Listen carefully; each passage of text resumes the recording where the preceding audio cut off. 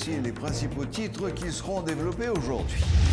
Pour la deuxième journée consécutive, une vive tension a régné ce vendredi dans certains quartiers de la capitale.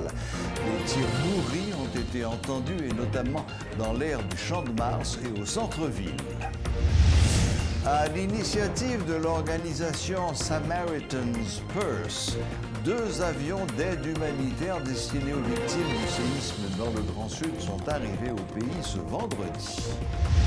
Le directeur général de la PNH, Léon Charles, a effectué le mardi 31 août une visite dans le département de la Grande-Anse en vue d'évaluer les dégâts provoqués par le séisme du 14 août sur les infrastructures policières, dont le bâtiment logeant la direction départementale de la police de ce département.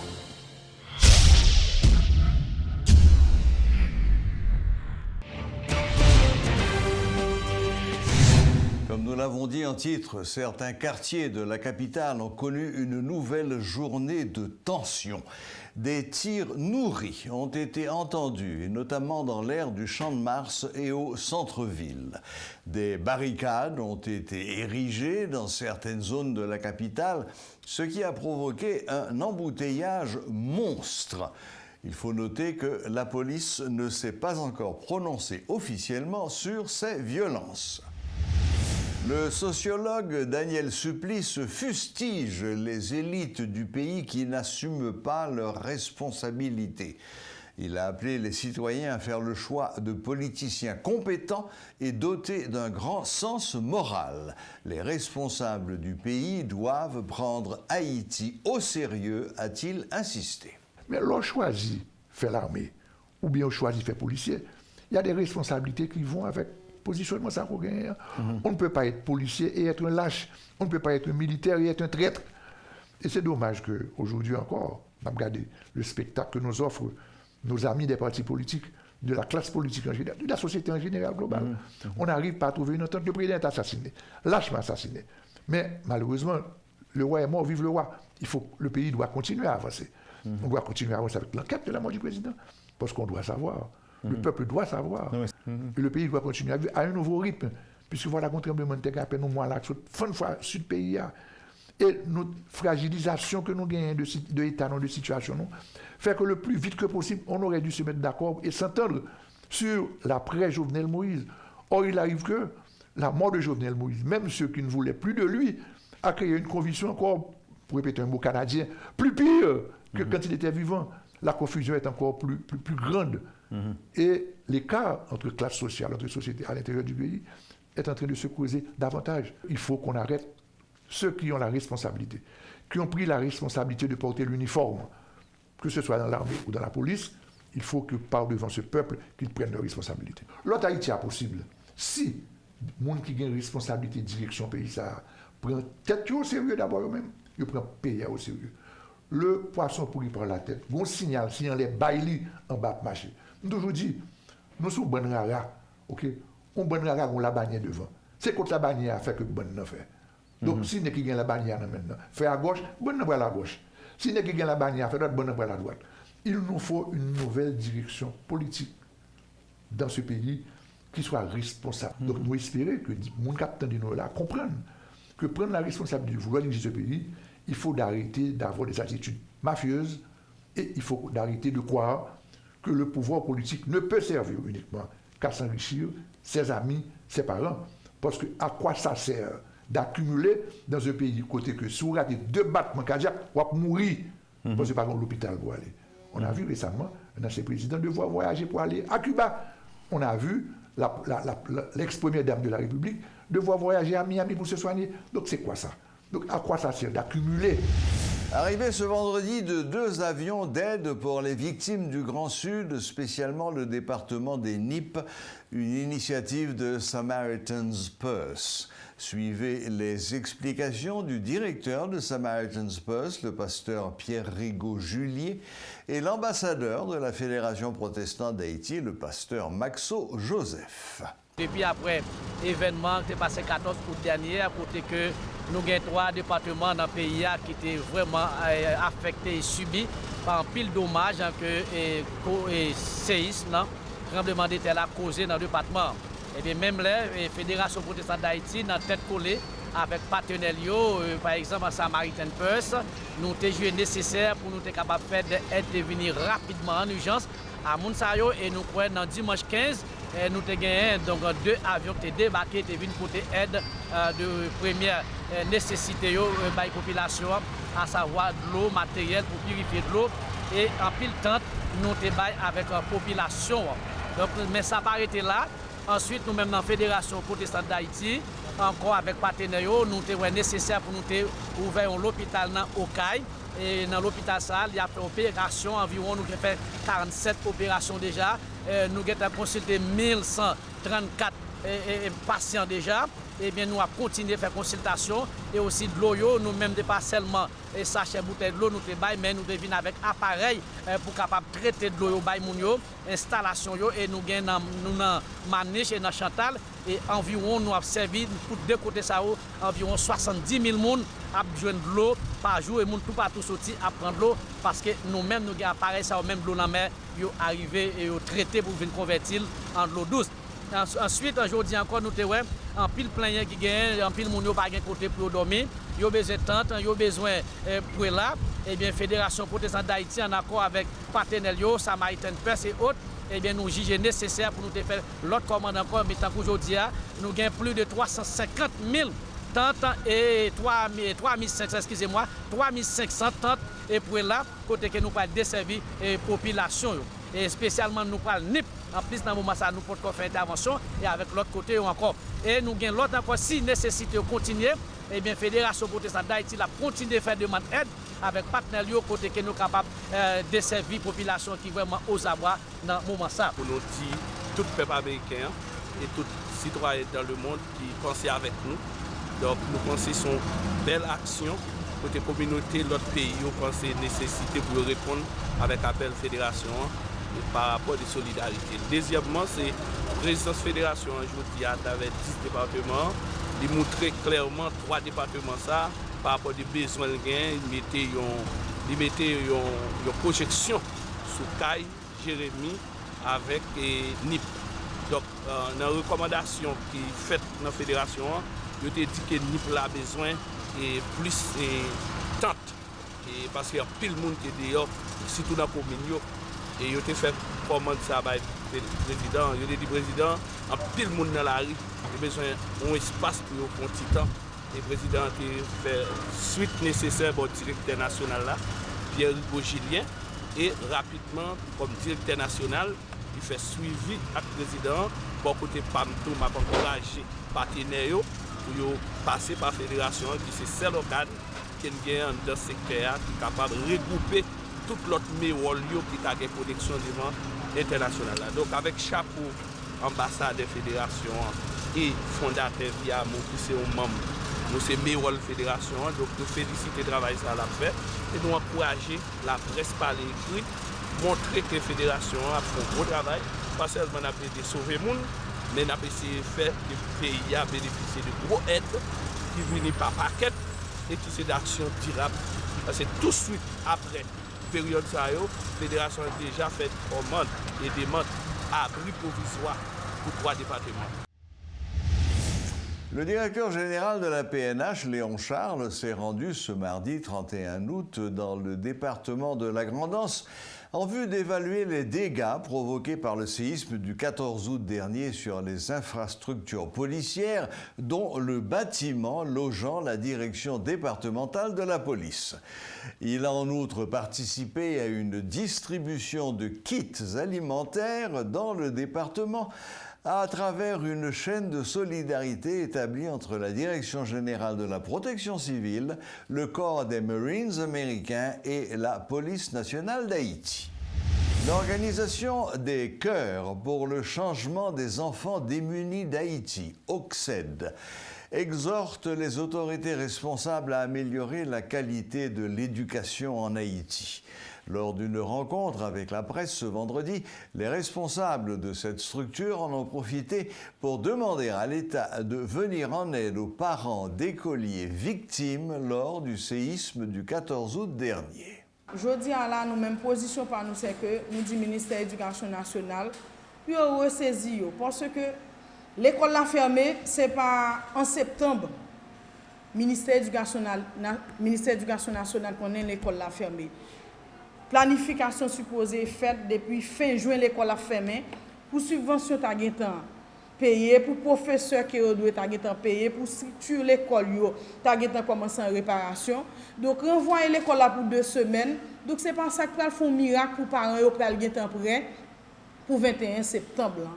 Donc c'est que faut gagner des mesures d'accompagnement parce que je dis à la éducation nous-mêmes ça que nous-mêmes au niveau de Oxed nous pas là pour nous dénoncer seulement nous là n'a travaillé avec ti moun yo dans quartier populaire imaginez que n'a travaillé sur 5 ans en bas Delma 103 qui côté c'est des moun Kayo brûlé qui dans camp Saint-Yves qui dans camp Amédi Salut qui dans Komiked espace ça yo gen des réfugiés qui là dedans est-ce que ministère de l'Éducation nationale déloger moun ça yo pile quantité de ti moun qui dans l'école ça comme si eux même yo pas fait partie des ti moun qui doivent retourner l'école.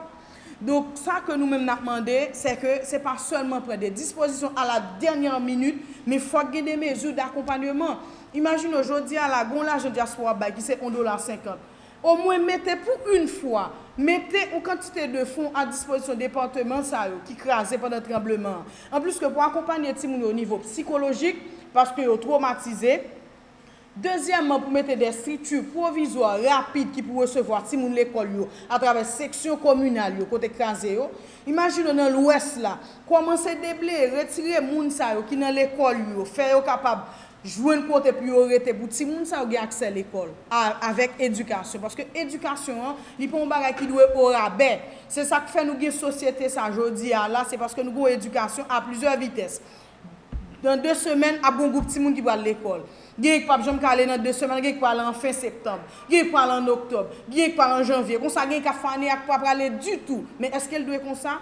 Non, il pas doit comme ça. Donc l'État doit jodi à la investir dans l'éducation parce que l'éducation c'est li pour ba nous des citoyens honnêtes, responsables qui pour demain si Dieu veut des micro ça que m'a parlé qui pour remplacer nous comme journalistes. Mais si je dis à la son groupe nous mépriser, ça aller, ça pas aller donc ça fait mouton pas ça fait cabrit.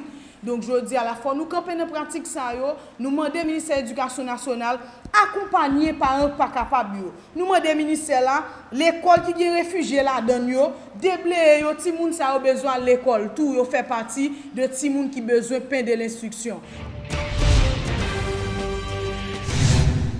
Le secteur bancaire haïtien a-t-il besoin d'être réformé? Vaste question, question épineuse que nous allons essayer de débroussailler ce soir avec mon invité William Savary, économiste et fondateur du Haiti Stock Exchange. Bonsoir William. Bonsoir Serge, bonsoir Métropole, bonsoir Haïti, bonsoir tout le monde. Bon, j'ai posé une question épineuse. À $1 milliard. Absolument. Alors, bon, évidemment, il faut voir, c'est pas tout le système bancaire qui mérite d'être réformé, mais il y a peut-être certains points faibles que... Bon, à mon avis, je pense que le système bancaire a besoin d'être réformé de façon profondément. Parce qu'aujourd'hui, sous peine de les accuser, ensemble avec la Banque centrale, de retenir le pays en arrière. Parce qu'il y a beaucoup de gens aujourd'hui qui vous disent que le crédit n'est pas alloué à ceux qui en ont besoin. Les entrepreneurs n'ont pas accès au crédit et les gens qui veulent investir localement n'ont pas accès aux capitaux dont ils en ont besoin pour créer des emplois, créer des entreprises et aller de l'avant. Donc, il y a cet argumentaire qui circule dans les milieux qu'il faut adresser.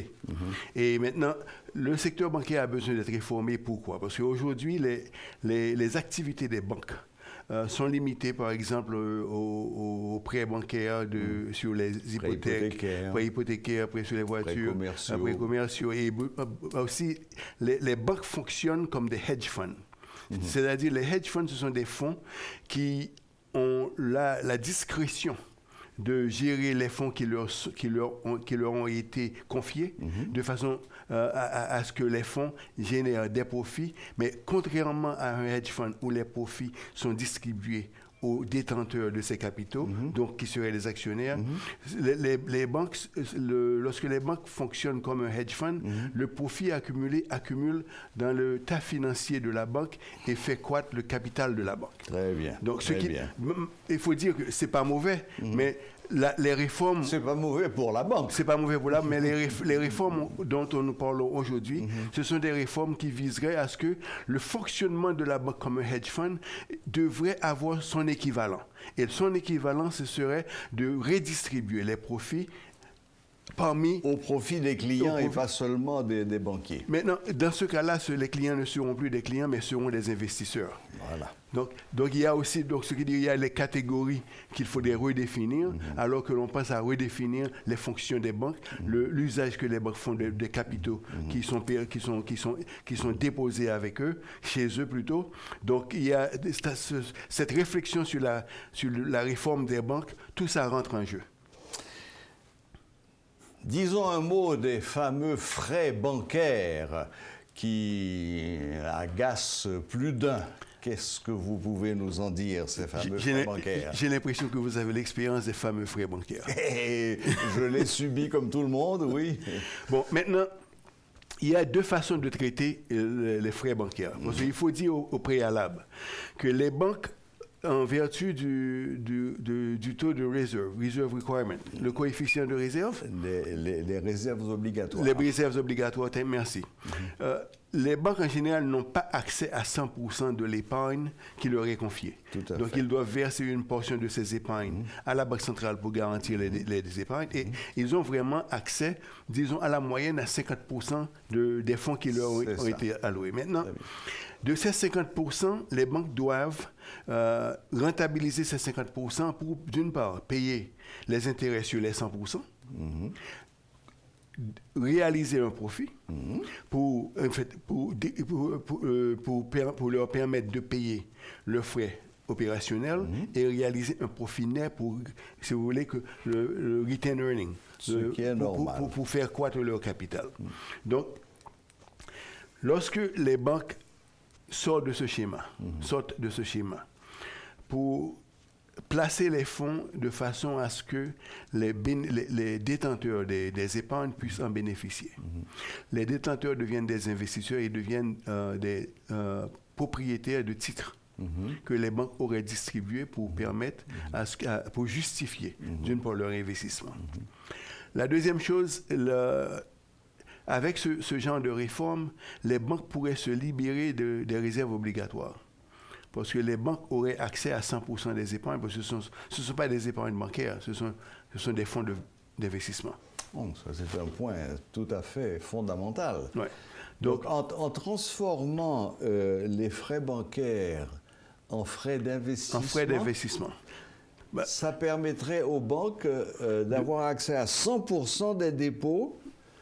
Et aussi, en même temps, ça pourrait profiter à servir de dividendes aux détenteurs d'épargne. À tous ceux qui déposent de l'argent. Oui, mais maintenant, les banques, dans cette réflexion, les banques seront dans l'obligation d'organiser d'autres structures, de réfléchir en dehors de ces structures traditionnelles. Mais, bien sûr, mais il y a un petit point qui me chagrine un peu quand même, William Savary.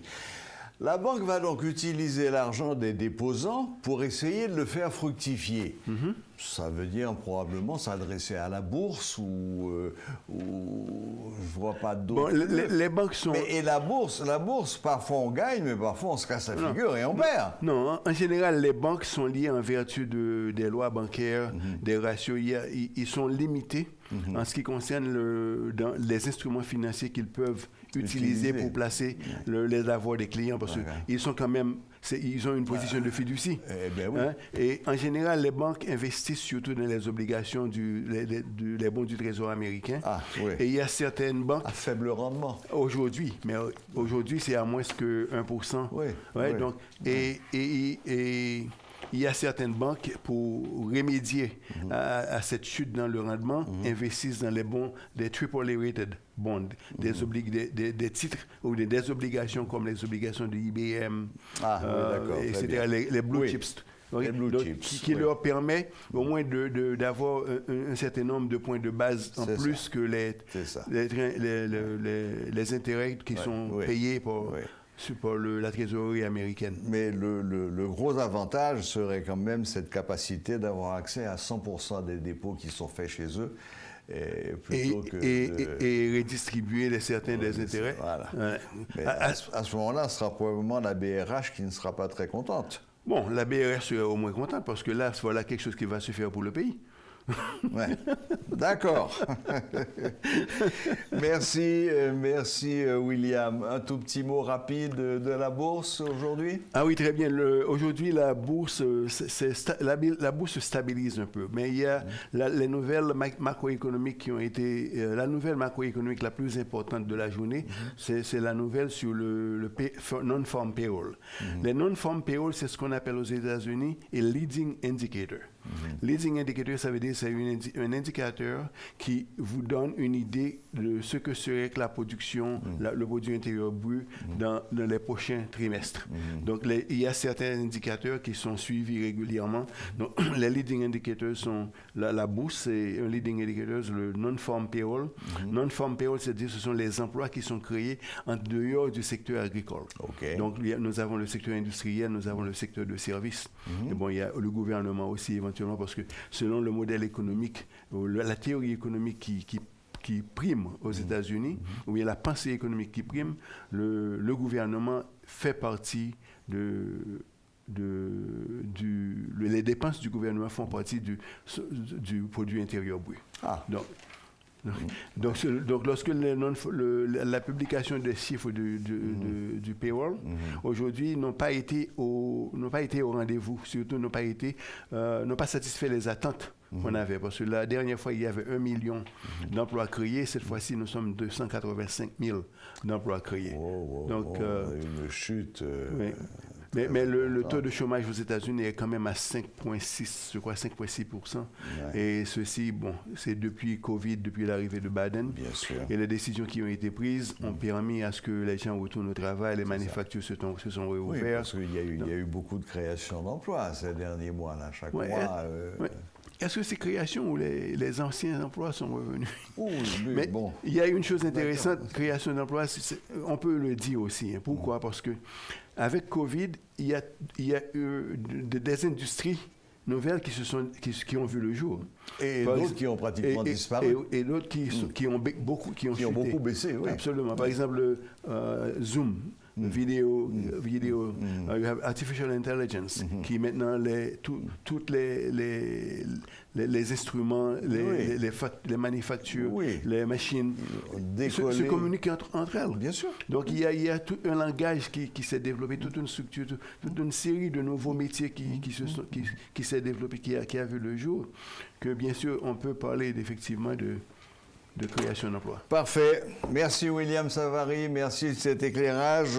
On pourra peut-être fouiller un petit peu plus loin pour ce qui est des réformes souhaitables du système bancaire haïtien, mais pour aujourd'hui, on a déjà largement dépassé le temps. À bientôt William. À bientôt, et bon week-end. Et merci.